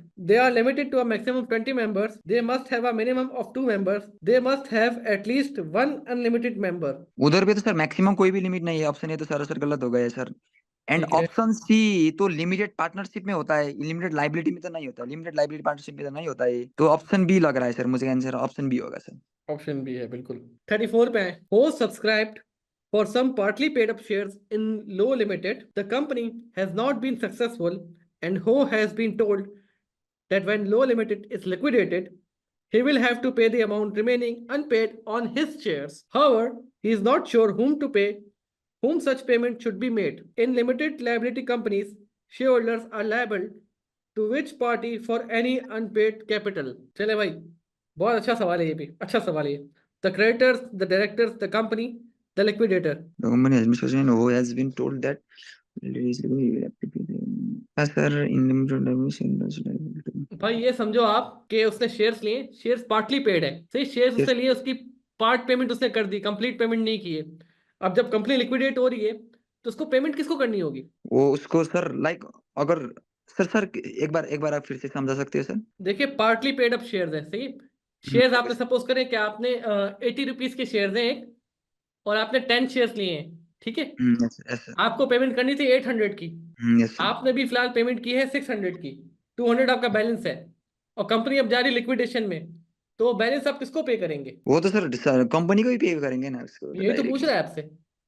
Yes yes yes मुझे मुझे थोड़ा question समझ में थोड़ा यही तो पूछ रहा है। आप देखिए, आप थोड़ा सा आप जो है लफ्जों पे की वर्ड्स यहाँ पे दिए हुए हैं आपको। Yes sir partly paid partly up paid shares. Sir yes sir I got it sir I got it. ठीक है। पार्टली पेड अप शेयर्स क्या होते हैं? कि आपने पार्शियल पेमेंट कर दी है, शेयर्स की पूरी पेमेंट नहीं की है। और हमने ये पढ़ा है, स्पेसिफिकली पढ़ा है, जब कंपनी लिक्विडेशन में जा रही होती है तो जो पार्टली पेड अप शेयर्स जिनके पास होते हैं उनको बोला जाता है कि भाई बाकी की पेमेंट कर दो, कंपनी लिक्विडेशन में जा रही है। यस सर बिल्कुल। Got it. तो ये आपका भाई आंसर यहाँ पे गलत है, आपने दिया ही नहीं आंसर यहाँ पर। मुझको थोड़ा सा वो समझ में थोड़ा सवाल को तसल्ली से पढ़ो, कीवर्ड्स निकालो, सवाल में कीवर्ड्स क्या है, आंसर उसी में छुपा होता है। ओके सर ठीक है। Okay sir. Which of the following cannot petition for the compulsory winding up of a company on the grounds of insolvency? On the grounds of insolvency. सवाल पे गौर करो। Under Section 122 Insolvency Act 1986, the board of directors, the members of the company's creditors, the secretary of state. तो sir ये petition है ना sir, petition sir like member लोग नहीं कर सकते सर पिटीशन। पिटिशन क्यों नहीं कर सकते? लाइक सर हमने वो 4-5 एग्जांपल पढ़ा था सर, उसमें बोर्ड ऑफ डायरेक्टर भी था सर, और company creditor more than 750 amount डेप्ट उसका भी था sir, and secretary of state भी था। तो मुझे लग रहा है सर ये मेंबर ऑफ कंपनी उस पे नहीं था, कंपलसरी पिटीशन कांट पिटीशन। तो मुझे लग रहा है सर ऑप्शन बी होगा सर इसका आंसर, पिटीशन तो बी वो नहीं होगा। कर सकते। लेकिन इसका रीजन अभी हमने थोड़े दिन पहले डिस्कस किया था, थोड़ी देर पहले।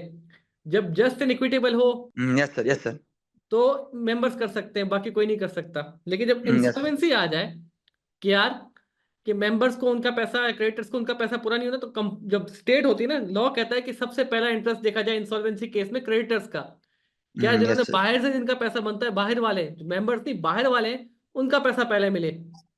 तो वहां पर मेंबर्स ऑफ द कंपनी फिर वहां पे पिटिशन नहीं कर सकते। ठीक है। Yes sir got it sir. 36 देखें। Money laundering involves a number of faces in the overall procedure. Which two of the following are recognized phases in money laundering? कौन से recognized phases हैं?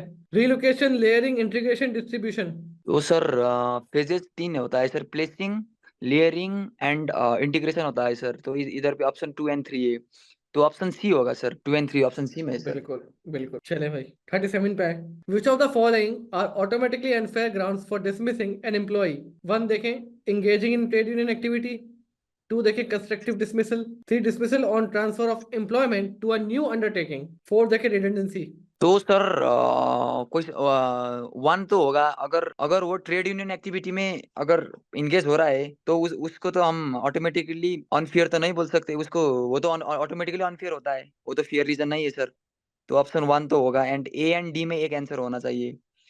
तो किस पे? ऑप्शन ए एंड डी में एक answer होना चाहिए, और ए एंड डी में 1 है ना sir, option A and D में एक होना चाहिए, ऑप्शन बी एंड सी तो गलत है सर। तो एंड ऑप्शन 2 में कंस्ट्रक्टिव डिसमिसल है, ये तो इसको तो हम ऑटोमेटिकली अनफेयर नहीं बोला जाता, ऑप्शन 2 नहीं हो सकता, 2 नहीं हो सकता। तो ए भी मुझे लग रहा है गलत है। एंड 3 में क्या बोल रहा है, dismissal on the transfer of the employment to a new undertaking, ये हो सकता है सर, इसलिए मुझे लग रहा है ऑप्शन डी होगा सर इसका आंसर।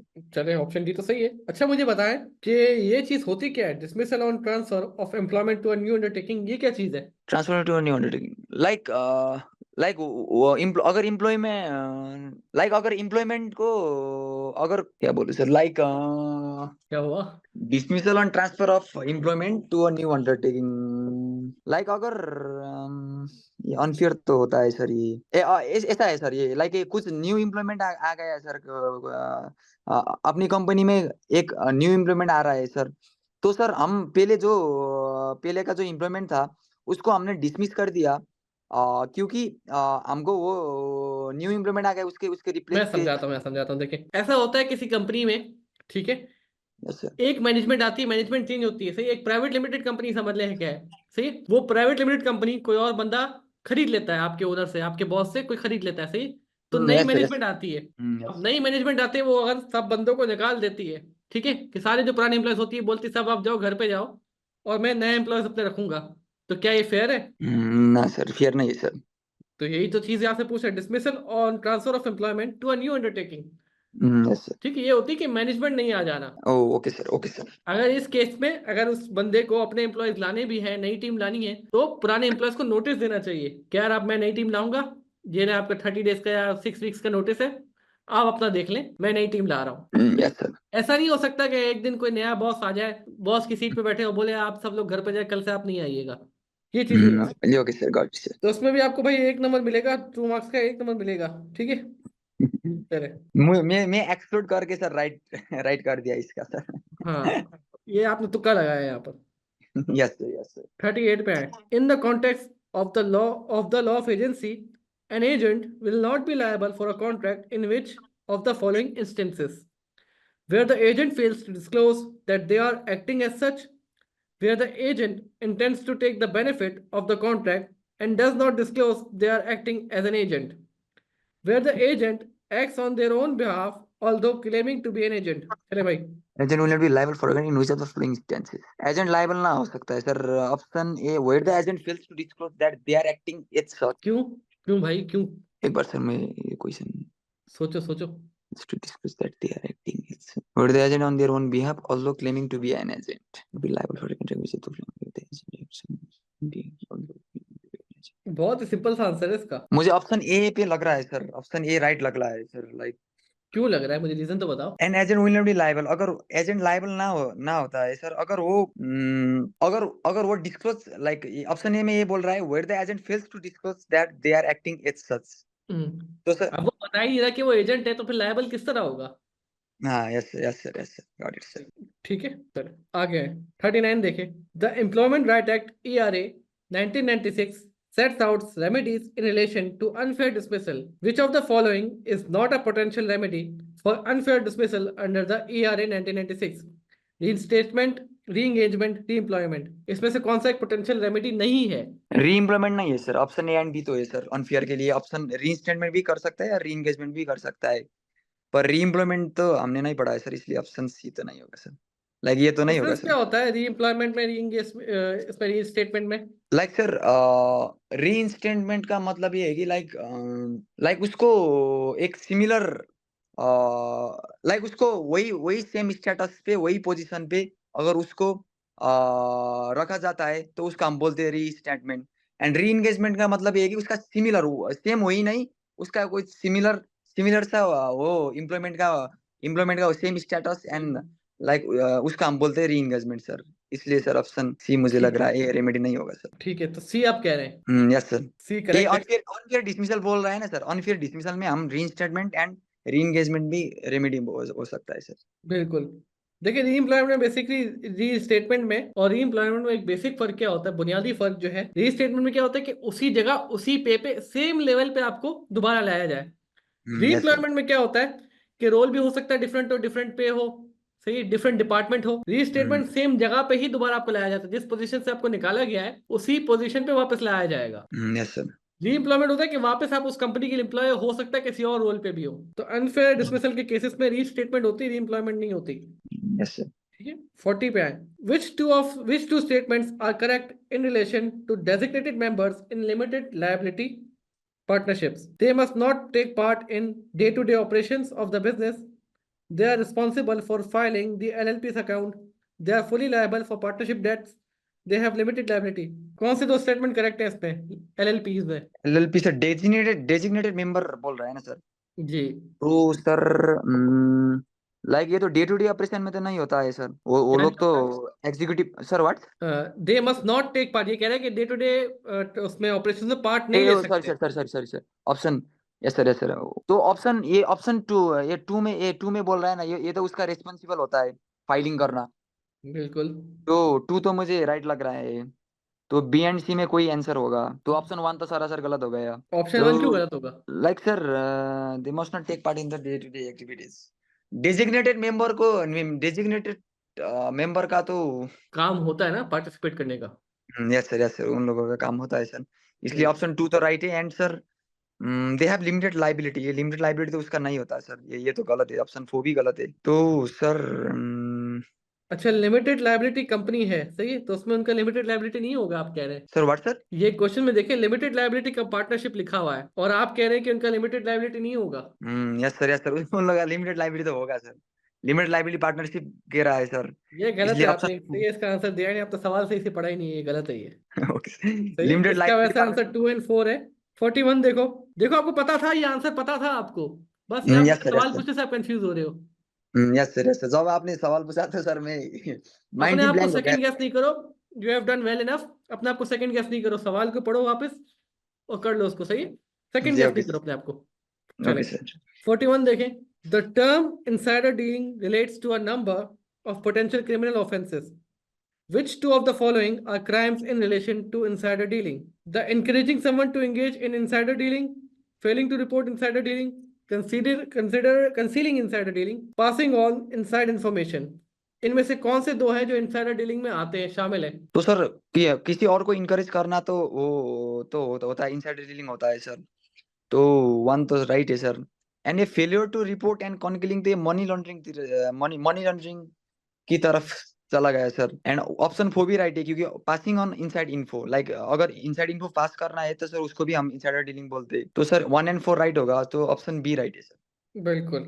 आगे बढ़ते हैं, 42 पे है। Which of the following can be accepted so as to form a binding contract? A supply of information, a statement of intent, a quotation of price, an agreement to enter into a future contract. कौन सा binding contract हो सकता है इसमें से? Supply of information तो नहीं हो सकता।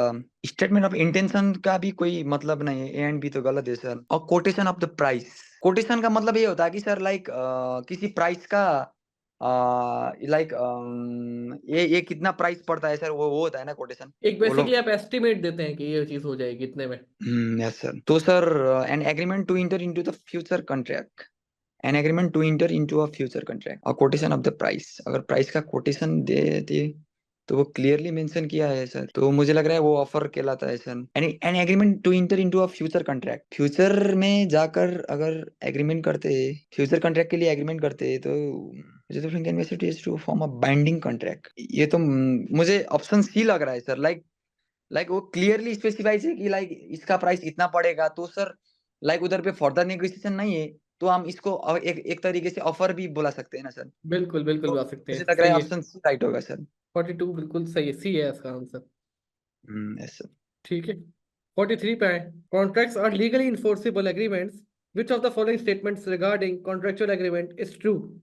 दे must be in writing, they must be evidence in writing, they need not be in writing. तो सर ये राइटिंग में ही होना चाहिए, ये तो नहीं है, ये तो नहीं होता है ना सर। लाइक ये दे मस्ट बी इन राइटिंग बोल रहा है, ऑप्शन ये तो नहीं है। ये ओरली भी हो सकता है, ये बाई कॉन्डक्ट भी हो सकता है, तो एविडेंस भी ये गलत है सर। तो ऑप्शन सी डायरेक्टली राइट है सर इसका आंसर। बिल्कुल चले, सही है। 44 देखिए, ये थोड़ा सा इंटरेस्टिंग सवाल है, अच्छा है। In relation to the law of negligence, finding of voluntary not fit injury arises from the action of which of the following? The claimant, the respondent, a third party, an unforeseeable event. Sir sir volenti not non fit injuria में ये कहलाता है कि like उसका उसका पूरा का पूरा कंसेंट, वो कंसेंट फॉर्म पे साइन करता है सर, वो क्लेमेंट ही करता है सर। इसलिए हम्म। सर मुझे लग रहा है सर वो पहले उसका शुरुआत क्लेमेंट ही करता है। बिल्कुल बिल्कुल सही कह रहे हैं आप। और fielding from the action of हुई ऑफ द फ्लाइंग, तो मुझे लग रहा है सर अब क्लेमेंट ही होगा, क्योंकि वो लोग आपने एक एग्जांपल दिया था ना सर, लाइक वो पैराग्लाइडिंग स्काई ना डाइविंग सर, वो वाला। हाँ सर पैराग्लाइडिंग वाला भी दिया था और वो रॉक क्लाइंबिंग वाला भी दिया था। लाइक बिल्कुल रॉक स्लीपर ही था, और फिर भी वो अपने कंसेंट पर, अपने क्लेमेंट के कंसेंट पर वो खुद रिस्क लेकर उसने क्या बिल्कुल किया था, वो कंसेंट साइन किया था वो क्लेमेंट, इसलिए ऑप्शन ए होगा सर इसका आंसर। बिल्कुल बिल्कुल बिल्कुल। खुद पर्सनली वॉलेंटरली रिस्क को आप साइन ऑफ करो कि यार मुझे पता था रिस्क, फिर भी मैं वहां पर जा रहा हूँ। मुझे पता है यस कि अभी बारिश हुई है, मैं रॉक क्लाइंबिंग करने जाऊंगा तो गिरने के चांसेस ज्यादा है, फिर भी सर, मैं यस सर। फॉर्म पे कंसेंट पे साइन करके मैं जा रहा हूँ। ठीक है, तो वो क्लेमेंट इनिशिएट करता है उसको। Yes sir. ठीक है। 45 है। In the context of the law of contract, which two of the following statements in relation to a letter of comfort are correct? Letter of comfort, mind में रखे concept को। It is a binding promise to pay a subsidiary's company's future debts. It is a non-binding statement of present intention to pay a subsidiary company's future debts. It is issued by a parent company. It is issued by a parent company's bank. Letter of intention जो है भाई, letter of comfort sorry, उसके बारे में दो statement आपसे मांग रहा है। Yes sir.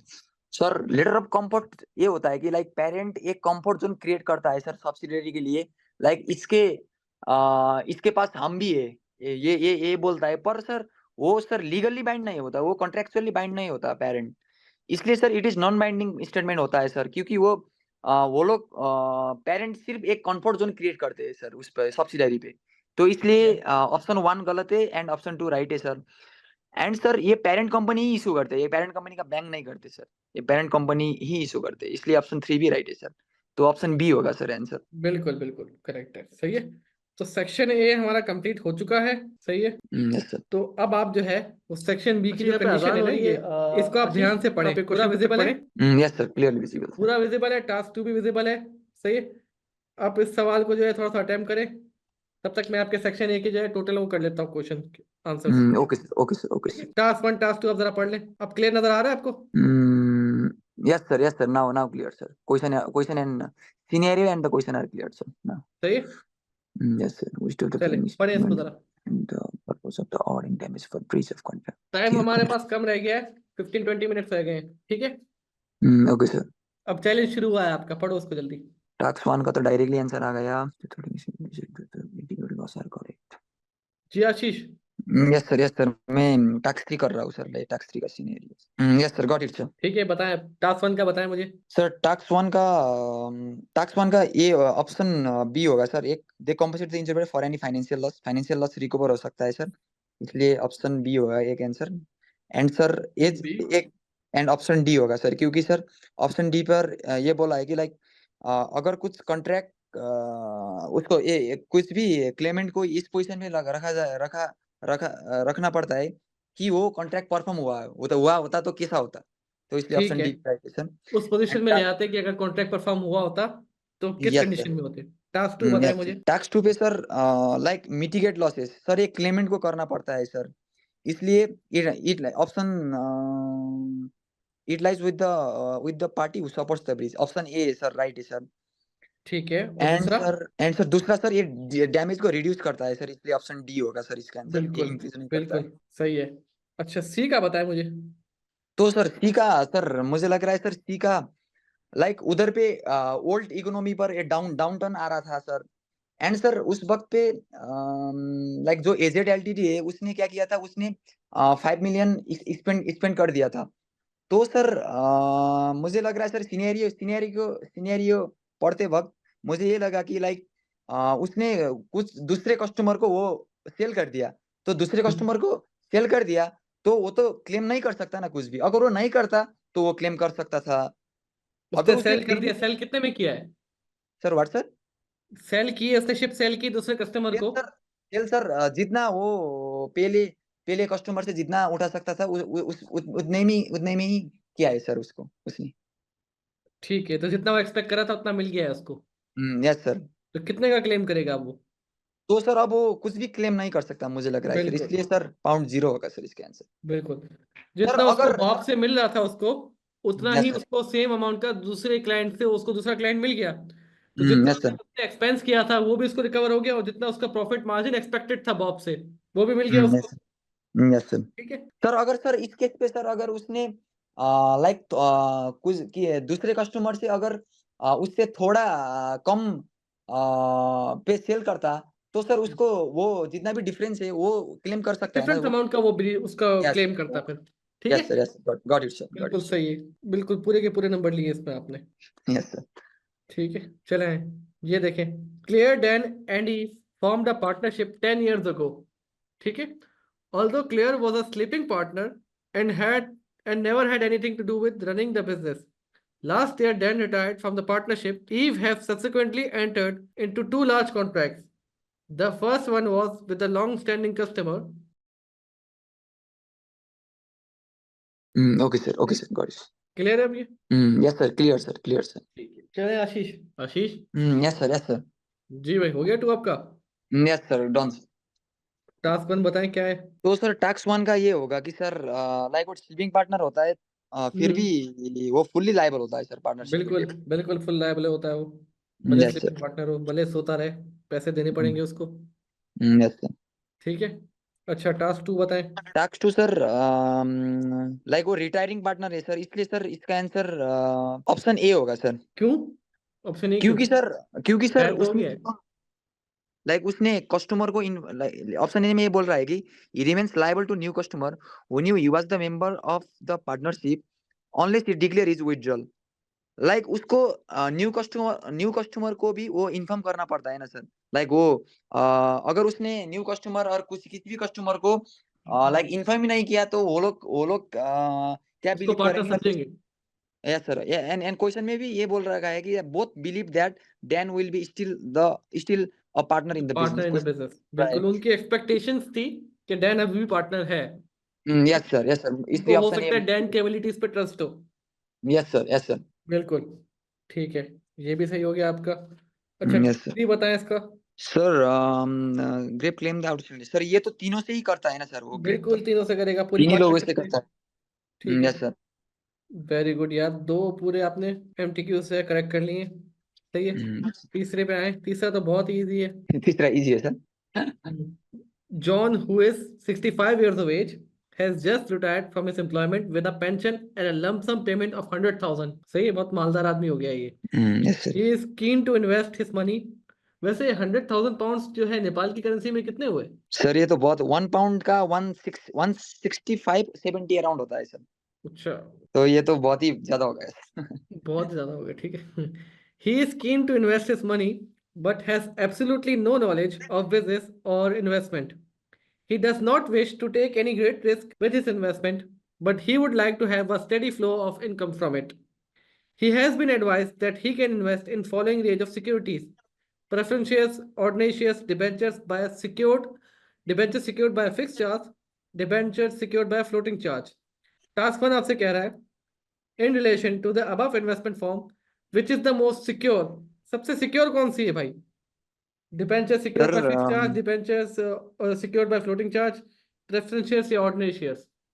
Sir most secure तो सर फिक्स चार्ज ही होता है ना सर। बिल्कुल फिक्स होता चार्ज है। से होता है मोस्ट बिल्कुल सबसे सिक्योर। ज्यादा सिक्योर, सबसे पहले पैसा इनको मिलता है, इससे सबसे ज्यादा यस सर। सिक्योर है।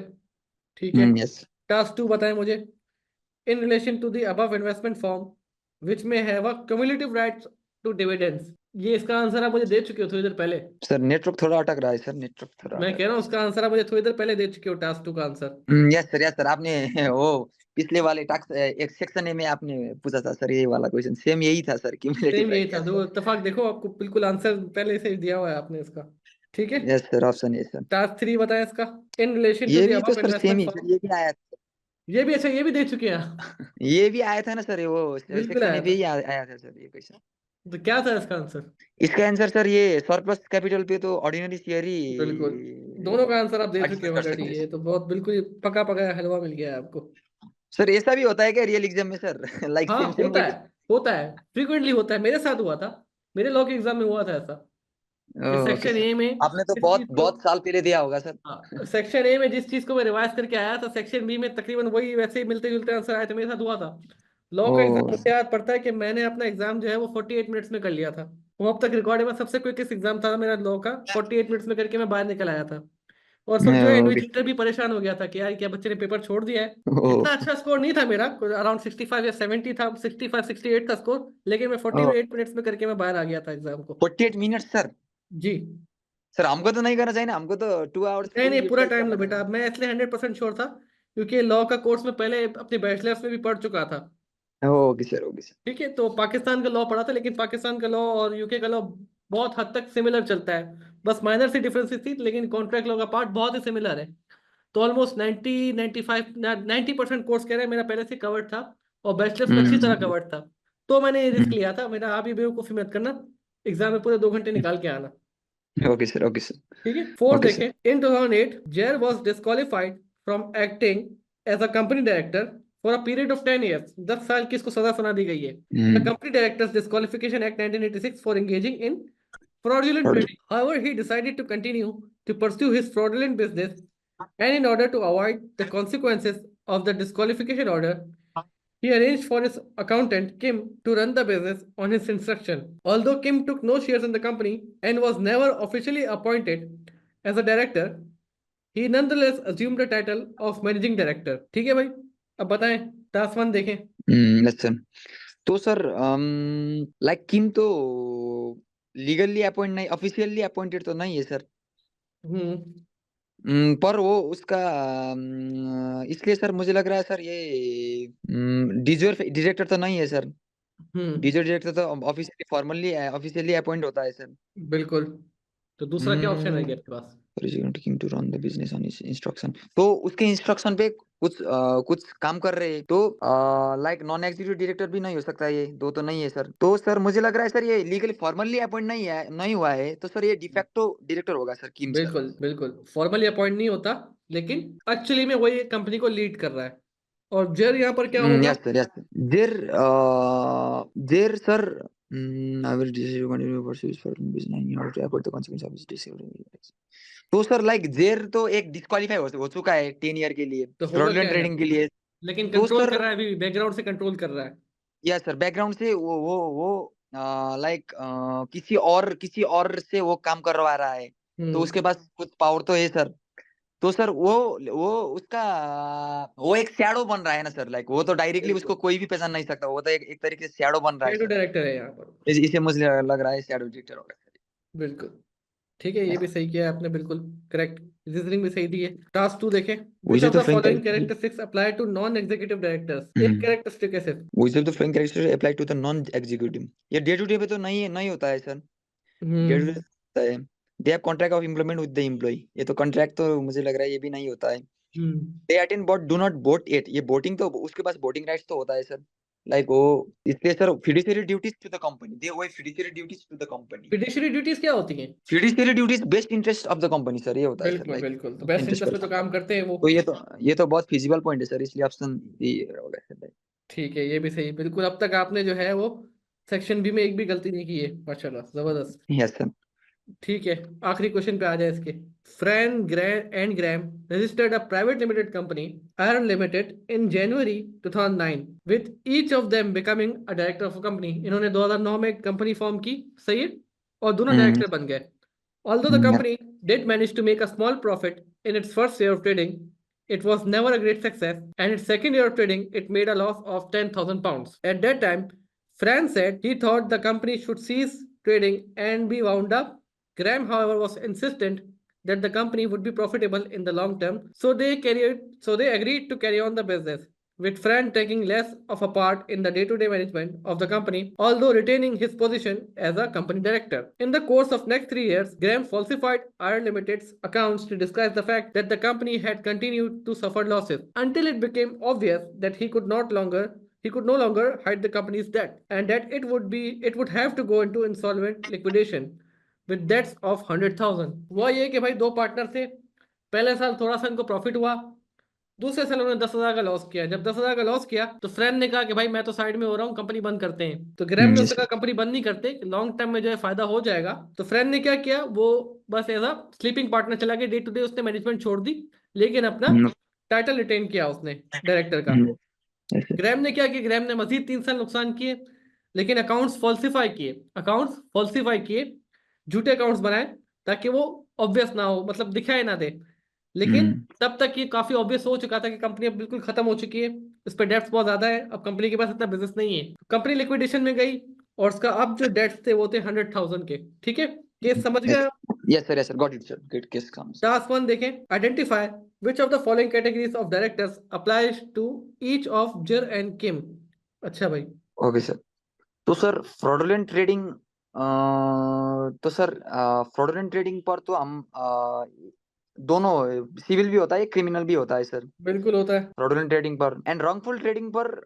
लाइक आपने एक डिफरेंस समझाया था सर, फ्रॉडुलेंट एंड रॉन्गफुल पर, हम्म। एंड उधर पे आपने बोला था रॉन्गफुल ट्रेडिंग पर ये डायरेक्टर एंड शैडो डायरेक्टर के लिए को लायबल होना पड़ेगा तो ये हम्म। मुझे लग रहा है सर इंडिविजुअल्स के बीच में होता है, इसलिए सिविल होगा मुझे लग रहा है सर, बिल्कुल। डायरेक्टर करते हैं सर। ठीक है, यहाँ पर जो है वो इस सूरत में कि रॉन्गफुल ट्रेडिंग, क्या आपको पता होना चाहिए था लेकिन आपको पता नहीं है, सही, पता होना चाहिए, एक डायरेक्टर को पता होना चाहिए कि जो है वो रॉन्गफुल ट्रेडिंग हो रही है, लेकिन उसको पता नहीं था। यहाँ पर क्या नाम है उसका, फ्रान को, तो वो रॉन्गफुल ट्रेडिंग यस में जो सर। जाएगा वो सही है। अच्छा चला, आ गया है। यहाँ पे आपसे पूछ रहे हैं task two, yes does sir. Fraudulent और wrongful trading apply to each of Fran and Graeme.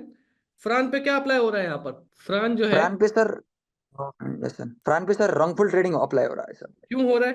Company सोल्वेंट insolvency की तरफ जा रहा है, पर फिर भी वो कंपनी को रन करने की तरफ जा रहा है ना सर। नहीं, वो मैं फ्रान की बात कर रहा हूँ, जो कंपनी को रन कर रहा है वो कौन है? ग्रैम कर रहा है। एक बार कम, क्वेश्चन और क्वेश्चन फ्रांस सर तो एक बार। स्लीपिंग फ्रांस पार्टनर चला गया था ना। Oh yes sir, yes sir, Fran's sleeping partner चला गया था। Does fraudulent trading and the wrongful trading. तो सर सबसे पहले फ्रांस का सोचे आप, ग्रैम को छोड़ दे, फ्रांस का सोचे, फर्स्ट वाले का सोचे इसका। Okay sir, okay sir. ठीक है। तो इसने फ्रांस क्या तो किया है, इसने फ्रांस रॉन्गफुल ट्रेडिंग फ्रॉडलेंट, की है या इसने फ्रॉडलेंट ट्रेडिंग की है? ये फ्रॉडलेंट ट्रेडिंग तो नहीं की सर उसने, क्योंकि सर उसने कुछ फ्रॉड ही नहीं किया है सर। उसने लाइक स्टेटमेंट अकाउंट को उसने डिस्क्लोज नहीं किया, कंकील नहीं किया सर। तो सर ये फ्रॉडलेंट तो नहीं कर सकता। अच्छा, रॉन्गफुल ट्रेडिंग का जो है वो मतलब क्या होता है? रॉन्गफुल ट्रेडिंग का मतलब ये होता है कि सर लाइक कंपनी लिक्विडेशन में जाने वाला है, पर फिर भी डायरेक्टर लोग क्या करते हैं, उसको कंपनी को रन करते हैं, क्योंकि वो जाने वाला है फिर भी फिर भी वो ट्रेड करते हैं, फिर भी वो ट्रेडिंग करते हैं। तो इसका मतलब ये होता है सर रॉन्गफुल ट्रेडिंग सर। ठीक है। और तो फ्रॉडलेंट क्या है भाई? मुझे फ्रॉडलेंट ट्रेडिंग तो नहीं है सर फ्रान का। फ्रॉडलेंट ट्रेडिंग होती क्या है? फ्रॉडलेंट ट्रेडिंग का मतलब ये है कि सर लाइक लाइक जानबूझकर कुछ फ्रॉड करना, लाइक तो अब तो आपके आसान हो गया ना कि ग्रैम ने क्या किया है यहाँ पर। ग्रैम ने तो जानबूझकर फ्रॉड किया है, उसने तो बिल्कुल, अकाउंट डिसगाइज भी अकाउंट की को। कंपनी अकाउंट को, ये तो हो गया फ्रॉडलेंट ट्रेडिंग पे। यस सर, यस ठीक सर। है। फ्रेंड ने क्या किया कि फ्रेंड ने, उसको पता होना चाहिए, he should have known, but क्योंकि वो इतना कट चुका था बिजनेस से कि उसको पता नहीं चला कि कंपनी इंसॉल्वेंसी की तरफ जा रही है, लेकिन फिर भी ट्रेडिंग कर रही है। यस तो sir, as a yes director sir. उसको ये पता होनी चाहिए थी चीज, लेकिन उसने इस पे बॉदर नहीं किया। तो ये उसने रॉन्गफुल ट्रेडिंग की है। Okay sir, yes sir. ठीक है। इसमें मैं आपको दूंगा 2 मार्क्स दूंगा इसमें आपको।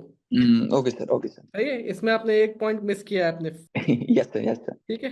चले। ओके। चले, अब आपका मैं टोटल कैलकुलेट करके आपको बता रहा हूँ, मेरे ख्याल से तो बहुत आपने अच्छा किया है यहाँ पर। क्वेश्चन फिनिश हो गया सर। हम्म। क्वेश्चन फिनिश हो गया। क्वेश्चन फिनिश हो गया, आपने 5 मिनट ऊपर लिए 1.5 आवर से। ओ ओके सर, ओके ठीक है। चले। सर। चले, वो क्योंकि हमारा टाइम ज्यादा था तो हमने कर लिया, आपको 5 मिनट की आपको दी एक्सेस टाइम। Okay sir. ठीक है। चले। वो आपने एक मग दिया था ना सर, उससे तो टफ नहीं था सर, ये मुझे लग रहा है। सही है, ठीक है। नहीं, बीपीपी के मॉक से ये मुश्किल नहीं था, लेकिन इसकी जो लैंग्वेज है ना, वो यस सर। एग्जाम से ज्यादा थोड़ी सी रिलेटेड है। Okay sir. ठीक है, आपने इसमें स्कोर किया 88%। 88। हाँ ठीक है, मेरे हिसाब से आप एग्जाम में आराम से 70 to 75% स्कोर कर रहे हैं। Yes sir. अब आपने करना क्या है, आपने अपने थोड़े से वीक स्पॉट्स देखे, कहाँ कहाँ आप जो है वीक स्पॉट है आपके। Yes sir, yes sir, I got it sir. अब ये लैक ऑफ प्रैक्टिस नहीं है, ये थोड़े से आपको जरा कॉन्सेप्चुअली थोड़े से कॉन्सेप्ट आपको रिवाइज करने हैं। सही है। Okay sir. ठीक है। अब आप कल का दिन जो है आप लें, आज का दिन, बाकी का दिन, अभी भी बहुत आपके पास टाइम है अभी। नेपाल में टाइम क्या हो रहा है अभी? अभी सर 5:19 हो रहा है सर, बहुत टाइम है आपके पास, 5:19 छह PM। घंटे हैं आराम से। Yes sir. आप आज भी आप थ्योरी को रिवाइज करें और कल ओके भी सर। थ्योरी को रिवाइज करें। एग्जाम आपका कितने बजे? एग्जाम सर सुबह sir 9:15 and sorry 9:35 Nepali time sir, AM। 9:35 है, तो आप आराम से, अब 8 घंटे की स्लीप आप कब लाजमी देनी है, आपने रात को बैठ के जाके एग्जाम कुछ भी सॉल्व नहीं करना है। Okay sir. ठीक है। रात को मेरे पास आपके वॉइस टेक्स्ट नोट वगैरह ना है कि मैं ये सवाल सॉल्व कर रहा हूँ, रात को तो कुछ भी नहीं करना है। आपने 2 दिन सिर्फ थ्योरी रिवाइज करनी है और कुछ भी नहीं करना है। Okay sir, study text sir, study text revise study theory. Text आप रिवाइज करें। सही है। जितना यस सर। पॉसिबल हो सके स्टडी सर टेक्स्ट आपका रिवाइज नोट करें, भी है आज का सर। दिन कल का दिन आराम से हो जाएगा। या मेरे ओके सर। नोट्स रिवाइज कर ले, जो नोट्स दिए थे उसको भी रिवाइज कर लेंगे, तो उसमें भी इन शॉर्ट वो कैप्लन वाली चीजें ही हैं। और आप सवाल करने मत बैठ जाइएगा, अब आपने रिवाइज करना है अब। ठीक है। Okay sir, okay sir, okay हो सर। गया बेटा, ख्याल ओके सर। रखिएगा अपना बेटा।